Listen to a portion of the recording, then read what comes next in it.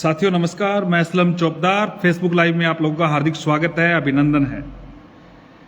राज्य के तमाम युवा साथी जिनके लिए बीएड बीएसटीसी का जो केस चल रहा है सुप्रीम कोर्ट में, उसको लेकर एक महत्वपूर्ण जानकारी आप लोगों के बीच में साझा करनी आवश्यक थी, इसलिए लाइव किया जा रहा है। काफ़ी दिनों से लाइव इसलिए नहीं किया गया था, कई प्रकार की युवाओं के बीच में ये चल रहा था कि क्या है, कुछ रणनीतियां हमारी भी थी कि जिसकी वजह से हम साझा नहीं कर रहे थे। आज कुछ चीजें आप लोगों के बीच में साझा की जाएगी और ये साझा इसलिए की जा रही है कि ये हर बीएड अभ्यर्थी को ही जानना अति आवश्यक है और किस आधार पे ये कार्य अति आवश्यक है और किस प्रकार से एमएचआरडी या एमएचआरडी आपको पता है शिक्षा मंत्रालय, जो भारत सरकार का शिक्षा मंत्रालय है, या एनसीटीई, उनका क्या पॉलिसी है और किस प्रकार से हम इस केस को या बीएड इस केस को जीतेगी और इसका प्रभाव 2018 की भर्ती या 2022 की या अन्य राज्यों की जो भर्तियां हैं उन पे किस प्रकार यह प्रभाव डालेगा। सुप्रीम कोर्ट में जो होने वाली आगामी दिनों की जो सुनवाई है उस पे लेके मैं आप लोगों के बीच में ये लाइव किया है, लाइव साझा किया है। आप सभी को हनुमान जयंती की हार्दिक शुभकामनाएं। बिल्कुल कई चीजों के बीच में आप लोगों के बीच में जितने भी युवा साथी बीएड अभ्यर्थी मेरे से जुड़े हुए हैं, इस लाइव को जरूर साझा करें सभी के बीच में, क्योंकि आप सबके लिए एक महत्वपूर्ण जानकारी मुझे साझा करनी है। हर व्यक्ति तक ये बात पहुंचनी चाहिए कि किस प्रकार से ये बीएड सुप्रीम कोर्ट से जीत के आएगी। जिस प्रकार से हाई कोर्ट ने आदेश दिया था, हाई कोर्ट में आप लोगों को पता है कि जो भारत सरकार का गजट था, एनसीटी का जो गजट था, उसको खारिज किया था और उस गजट को क्या माना था, एनसीटी को ये कहते हुए गजट खारिज किया था कि एमएचआरडी आप लोगों को के कहने मात्र से आप ये गजट नहीं बना सकते। दूसरी बात उन्होंने कहा कि इस गजट को जो संसद से पारित नहीं करवाया गया है और तीसरी बात यह कहा गया था कि ये जो गजट का जो तरीका है वो मात्र केवीएस के कहने पे आप लोगों ने अन्य राज्यों से सहमति नहीं ली गई थी। अब आप सबको ये चीजें सामने रखी जाएगी कि किस प्रकार से सुप्रीम कोर्ट से बीएड अभ्यर्थियों के हित में कार्य आएगा। देखो, मैं दो तीन चीजें आप लोगों को क्लियर कर देता हूं, इसको थोड़ा सा समझना अति आवश्यक है। जितने भी युवा साथी मेरे से जुड़े हुए हैं वो तमाम जुड़े इस बात को। देखो, एमएचआरडी का एक खुद का पॉलिसी मेटर है। पॉलिसी का मतलब वो खुद नियम बनाता है और उसके नियमों को चैलेंज नहीं किया जा सकता। हाई कोर्ट में कुछ चीजें गुमराह की गई थी। एक लेटर का ये कहा गया था केवीएस के मात्र से हुआ है, लेकिन सच बात यह है कि एमएचआरडी 29(1) उनकी जो धारा है उसके तहत एमएचआरडी एनसीटी को निर्देश दे सकता है कि आप ये जो नियम तैयार करें। आप लोगों को नहीं पता हो तो 2010 के गजट के अनुसार बीए और बीएससी वाले ही अलाउ थे, बाद में कॉमर्स वाले अलाउ हुए। वो सिर्फ एमएचआरडी के उस लेटर के या एमएचआरडी के कहने पे करना पड़ा था एनसीटी को। और 30 धारा कहती है एमएचआरडी के कहने पे एनसीटी बाध्य है उस नियम को मानने के लिए, यानी एनसीटी को वो नियम मानना पड़ेगा। अब एक बात और बताता हूं,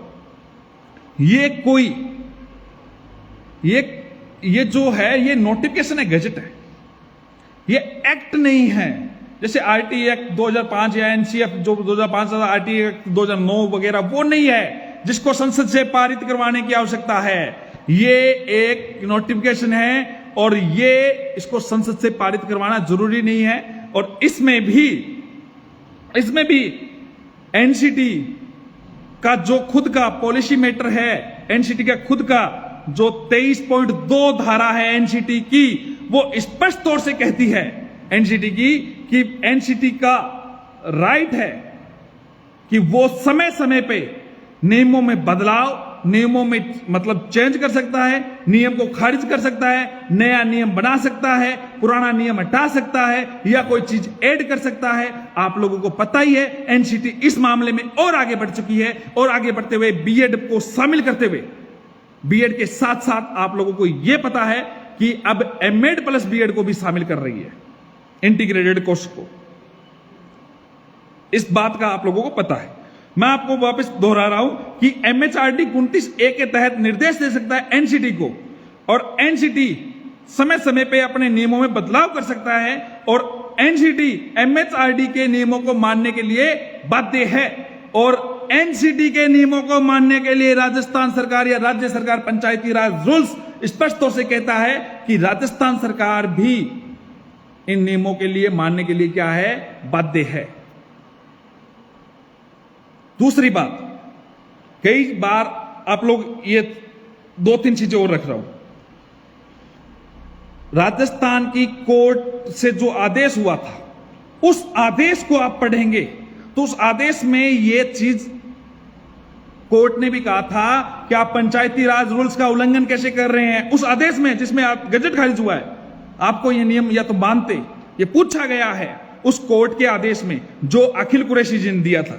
दूसरी बात, एक महत्वपूर्ण बात आप लोगों को आज भी कह रहा हूं, गजट बचेगा, एनसीटी जीतेगा, ये गजट बचेगा, बीएड जीतेगी। 2018 की भर्ती के अलावा 2022 की ये जो भर्ती आई है, इसमें भी बीएड वालों के अलाउ होंगे। आप लोग इस बात को आश्वस्त करता हूं मैं और निश्चित कह रहा हूं इस बात को कि ये जो चीज है, अभी मैंने कहा था ना कि कुछ चीजें समय के साथ कुछ चीजों में बदलाव होगा।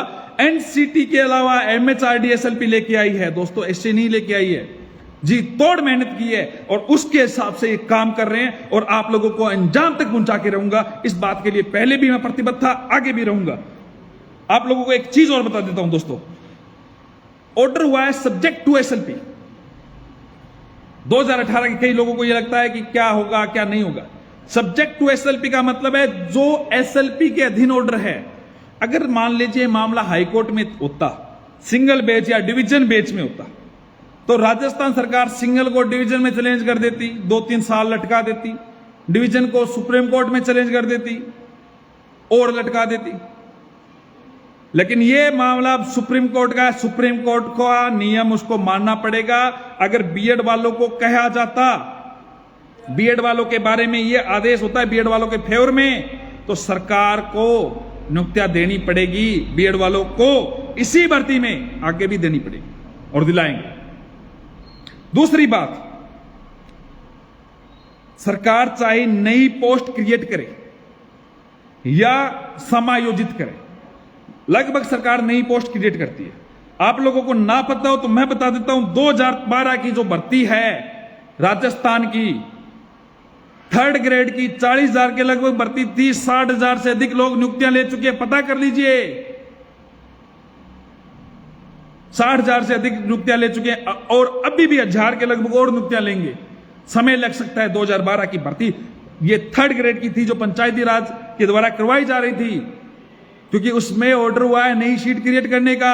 2015 1st ग्रेड जिसमें 5% अधिक पोस्ट क्रिएट हुई है। इसके अलावा बाद में क्वेश्चन आंसर का मामला सुप्रीम कोर्ट से निकल के आया। कई लोग 2015 की भर्ती जो 16-17 में कंप्लीट हुई थी, 19-20 में लोगों को नियुक्तियां मिली है। शुक्रिया अशोक भाई, आप लोगों ने जो सहयोग प्यार स्नेह जो दिया है उसी के अनुसार मैं बात कर रहा हूं, काम कर रहा हूं। एमएचआरडी अपनी एसएलपी लेके आ चुकी है। एमएचआरडी का जो स्पष्ट तौर से निर्देश दे सकती है, लेटर का आदान प्रदान हुआ है एमएचआरडी और एनसीटी के द्वारा, केवल केवीएस के कहने मात्र से ही ये गजट नहीं बढ़ा है। एमएचआरडी के इनके लेटर का आदान प्रदान हुआ है, जिसको तथ्य को हमारे विपक्ष ने कोर्ट में, हाई कोर्ट में राजस्थान में छुपाया गया है, उन लेटर को नहीं रखा है। मैंने आपको पहले भी कहा है 2010 में कॉमर्स अलाउ नहीं था, अब कॉमर्स वाले 3rd ग्रेड में अलाउ है।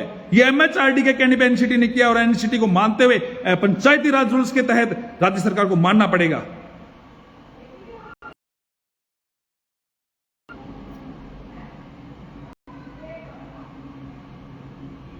शुक्रिया भाई यूनुस भाई। अब एक बात और बताता हूं आपको, प्राइवेट शिक्षक राजस्थान में, ध्यान कर लेना, यह महत्वपूर्ण तथ्य है।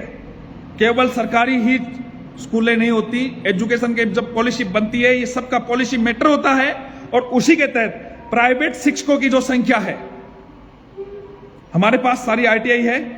मैं आपको एक चीज रखता हूं कि आरटीई एक्ट के द्वारा 1 से 5 के लिए शिक्षकों की जो संख्या होती है बच्चों के अकॉर्डिंग, और उसी के तहत जो 5 से लगभग 11 साल का बच्चा 1 से 5 तक जो प्राइमरी पढ़ता है, जिसकी संख्या के आधार पे जो स्कूलों में एडमिशन है, जो डीओ द्वारा अप्रूव्ड है, 1 से 5 तक कौन से टीचर पढ़ा रहे हैं? बीएड वाले पढ़ा रहे हैं। डीयू अप्रूव कर रहा है, राजस्थान सरकार अप्रूव कर रही है। उन्हीं 2018 में 26,000 की वैकेंसी थी, आप लोगों को पता होगा, रीट लेवल फर्स्ट की। उन 26,000 के अलावा 28,000 लेवल सेकंड की थी। उन 28,000 लोगों में बहुत सारे, हमारे पास सारी चीजें हैं, उन 28,000 लोगों में समायोजित पद के विरुद्ध लेवल फर्स्ट में नियुक्तियां दी गई है। आप लोग खुद चेक कर लीजिए, बाकी कोर्ट में आप लोगों को सामने सारी चीजें मिलेगी। एक बात और, प्राइवेट स्कूल में भी तो बच्चे पढ़ते हैं, उनके नियम भी एनसीटी के द्वारा गाइडलाइन के तहत किया जाता है। प्राइवेट स्कूलों में शिक्षकों की जो संख्या है और बच्चों की संख्या का जो अनुपात है, यानी जितने बच्चों पे शिक्षक चाहिए उतने बीएसटीसी धारी, डिग्री धारी भी नहीं है, और कहते हैं कि ज्यादा है। फार्म जितने भरे गए राजस्थान में बीएसटीसी के, यह भी एक पॉलिसी मैटर से अलग हटके काम है। मैं आपको वापिस से एक बात को कह रहा हूं कि कुछ चीजें गुमराह करके सरकार को गुमराह किया गया था। अब आपको क्लियर करता हूं, कुछ चीजें सामने रखनी अति आवश्यक थी, क्योंकि जिन दिनों, इतने दिन मैं काम कर रहा था, कोई चीजें जरूरी नहीं थी। कई लोग ये कहते हैं, कई प्रकार की बातें इस प्रकार से आती है कि हाई कोर्ट में ये हो गया, आगे कुछ नहीं होगा। तो मैं आपको क्लियर कर देता हूं, हाई कोर्ट में और अब में सारी चीजें, उन चीजों पे बहस होगी, उन चीजों पे लड़ेंगे और जीतेंगे। एमएचआरडी का लोगों को पता ना हो तो मैं बता देता हूं, शिक्षा मंत्रालय भारत सरकार की तरफ से सुपर सीनियर तैयारी के साथ आप लोगों के केस के लिए लड़ाई लड़ी जाएगी। इस चीज के लिए मैं क्लियर कर देता हूं, केवल एमएचआरडी नहीं, एनसीटी की तरफ से भी मजबूत पैरवी होगी। दोस्तों, ये चीज के साथ आप लोगों की मैं काम कर रहा हूं, आप इस बात को समझे। आप लोगों के हक की जो आवाज है वो दब भी नहीं जाएगी, कहीं नहीं दबने दूंगा।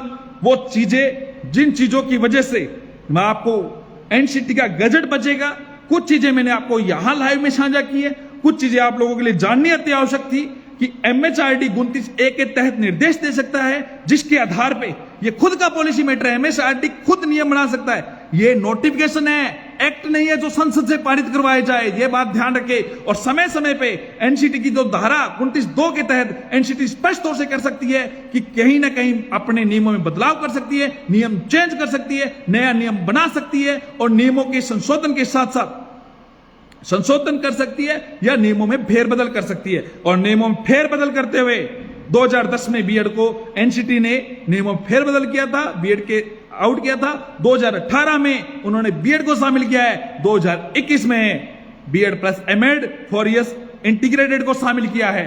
और ध्यान कीजिए दोस्तों, इस चीज का सबसे ज्यादा महत्वपूर्ण बात यह है कि आपके फेवर में महत्वपूर्ण हर हियरिंग में सुपर सीनियर एडवोकेट की टीम उतरी थी, इस बार भी उतरेगी और मजबूती के साथ हम लड़ेंगे।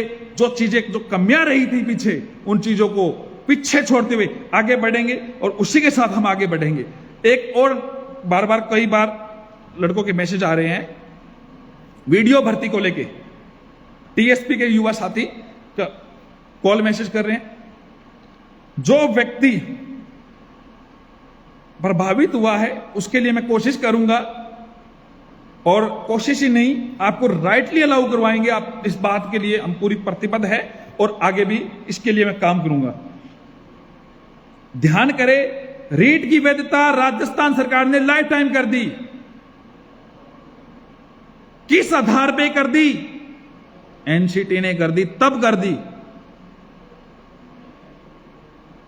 एनसीटी की बाध्यता, एनसीटी की गाइडलाइन को मानना पड़ेगा, और जो कमियां रही थी उसका भी सरकार को जवाब देना पड़ेगा। सरकार जवाब देगी, देख लेना। मैं आपको दावे के साथ कहता हूं, वो जवाब कहीं नहीं टिकेगा, क्योंकि फेलियर हारेगा, बीएड जीतेगा। ये आप लोगों को आज भी कह रहा हूं। और जो व्यक्ति इस बात को पर्सनली कोई ना ले कि आपके किसी के व्यक्ति की और बात है, मैं आपको क्लियर करता हूं, हम अपने मुद्दों की लड़ाई लड़ रहे हैं। बीएड के मुद्दों की मैं लड़ाई लड़ रहा हूं, लड़ रहा था, लड़ रहा हूं, लड़ता रहूंगा, और आगे बढ़ेंगे और जीतेंगे। जितने भी युवा साथी है, 2018 का भी होगा, सुभाष पाटीदार जी आप निश्चित रहे, 2018 का भी मामला ऐसे नहीं होता, कोर्ट के माध्यम से होगा। वीडियो में आरक्षण की जो व्यवस्था का जो इश्यू है, सारी प्रकार की मेरे पास मैसेज आ रहे हैं। जो भी आपके कोई कमेंट्स हो मुझे व्हाट्सअप कर दे, समय मिलते हुए मैं आप लोगों को जानकारी साझा करूंगा। इसके अलावा ध्यान करें दोस्तों, सभी को मैं कहता हूं, यह महत्वपूर्ण बात इसलिए है कि आप सब लोगों का कैरियर का सवाल है। आप लोगों के जिनके नंबर, एक और बात सुनो, देखो अगर राज्य सरकार पोस्ट क्रिएट करती है तो जितनी कट ऑफ बीएसटीसी की रहती है उससे अधिक वाले सारों को नियुक्ति देनी पड़ेगी। और अगर सरकार समायोजित करती है तो उनको हटाएगी, आपको लेगी। तो जितने भी युवा साथी के नंबर अच्छे आ रहे हैं, वो इस बात पे ध्यान दे, आप एकजुट होइए, साथ आइए, सहयोग कीजिए। कोई भी बात की अगर आपको इश्यू हो, कोई बात पूछनी हो, तो आप मुकेश जी छिंपा जी है, उनसे आप संपर्क कर लीजिए। मुकेश जी छिंपा के नंबर आप एक बार डलवा दो, हाँ डलवा दिए। मुकेश जी छिंपा के नंबर आपको पिन भी कर दिए हैं, उनसे सारी बात कीजिए। और जिनके नंबर अच्छे हैं वो याचिकाकर्ता उससे बने, इससे आप लोगों का एक सहयोग भी होगा। और दूसरी बात, 2023 में डीएलएड बीएसटीसी कोर्स भी खत्म हो रहा है। कहां पे बात कर रहे हो? हर जगह अपन मजबूत रहेंगे और रहेंगे। और नई वैकेंसी में भी पीछे भी आप लोगों के लिए प्रतिबद्ध था, आगे भी रहूंगा। नई वैकेंसी में भी आप लोगों को शामिल होंगे, उसी जज्बे के साथ हम लड़ेंगे, जीतेंगे। जब आप लोग सो रहे थे तब आपको जगाया है, अब अंतिम पड़ाव तक हम लड़े हैं।